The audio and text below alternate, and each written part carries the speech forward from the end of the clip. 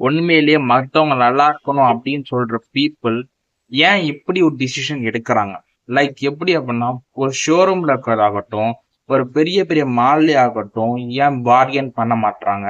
And people நல்லா இருக்கும்னு நினைக்கிறவங்க கூட வந்து நிறைய பீப்புள் கஷ்டப்பட்டு ஒரு வியாபாரம் பண்ற கிட்ட போய் பார்கெயின் பண்றாங்க. அப்படி ஏன் பண்றாங்க? எதனால பண்றாங்க? அதுக்கு முன்னாடி இருக்க ஒரு மேனேஜ்மெண்ட் விஷயங்கள் பார்ப்போம். லைக் வந்து ஃபர்ஸ்ட் என்னென்ன விஷயங்கள்லாம் நடந்துட்டு இருக்கு, என்னென்ன விஷயங்கள்லாம் அவங்க பண்றாங்க அப்படின்னு பார்ப்போம். ஃபர்ஸ்ட் எதனால வந்து அவங்க போய் வாங்க மாட்றாங்க?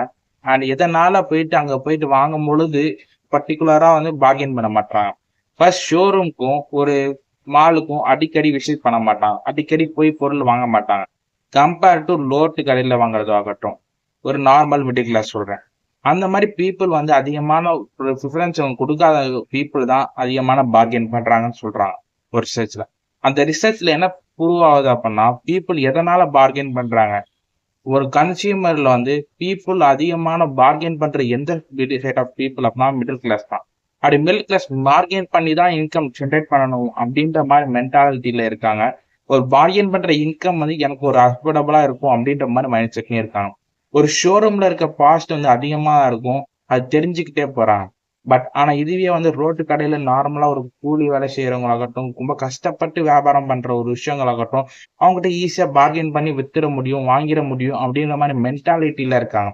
அப்படி அந்த பார்கெனிங் பவர் அது எதுக்காக கொண்டு வந்தாங்க? அண்ட் என்ன விஷயத்தால பீப்புள் பண்றாங்க? ஃபர்ஸ்ட் வந்து ஏன் ஷோரூம்ல பண்ண மாட்றாங்க?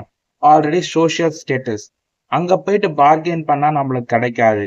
அவனோட பார்கெனிங் பவர் ஆஃப் கஸ்டமர் அப்படின்ற விஷயம் வந்து ரொம்ப கம்மி. பட் இதுவே வந்து நான் ரோட்டு கடையில பாத்தீங்க அப்படின்னா bargaining power of the customer ரொம்ப அதிகமா இருக்கும். பிலிப் கோட்டரோட 5 போர்ஸ் மாடல்ல இது சொல்லுவாரு கிளியரா. பட் இங்க இடத்துல வந்து அதிகமான பீப்புள் வந்து என்விரான்மெண்ட்ல வந்து அதிகமா இருக்காங்களோ, சோசியலா வந்து ஸ்டேட்டஸ் அதிகமா இருக்கு. என்னோட ஸ்டேட்டஸ் நான் கம்மி பண்ணிக்க கூடாதுன்னு நினைச்சு பண்றாங்க அந்த ஸ்டேட்டஸ்ல. பட் இதுவே வந்து ஒரு டவுன்க்கு தான் இருக்கு. நான் யாரு பர்கெயின் பண்ணா எனக்கு கெயின் அப்படின்ற மாதிரி மென்டாலிட்டியா இருக்கும்போது ரோட்டு கடையிலயோ, ஒரு சாதாரண மார்க்கெட்லயோ, பூ மார்க்கெட்லயோ கூட அந்த மாதிரி இடத்துல பார்கெனிங் அதிகமா இருக்கு. பட் பீப்புள் வந்து பார்கெனிங் பண்ற பீப்புள் ஒரு தப்பான பீப்புளா அப்படின்னு கிடையாது. பார்கெனிங் பண்ற இடத்துல வந்து தான் தப்பு. பட் ரொம்பவே கஷ்டப்பட்டு உண்மையால உழைச்சு வாங்கியிருப்பாங்க. ரொம்ப கம்மியான ப்ராஃபிட்டபிள் மார்ஜின் தான் வச்சிருப்பாங்க. அவங்க கிட்ட பார்கெனிங் பண்றது வந்து ரொம்பவே தப்பான விஷயம். பட் அதே ப்ராடக்ட் வந்து மால்ல போய் பார்கெயின் பண்ண மாட்டேன், வாங்கிப்பேன் அப்படின்னு காஸ்ட் அதிகமா இருந்தோம்னு நினைக்கிற மைண்ட் செட் வந்து தப்பு. அந்த மைண்ட் செட்டை சேஞ்ச் பண்ணணும் அப்படின்னா ஃபர்ஸ்ட் வந்து சோஷியல் கிளாஸ் இருக்கு.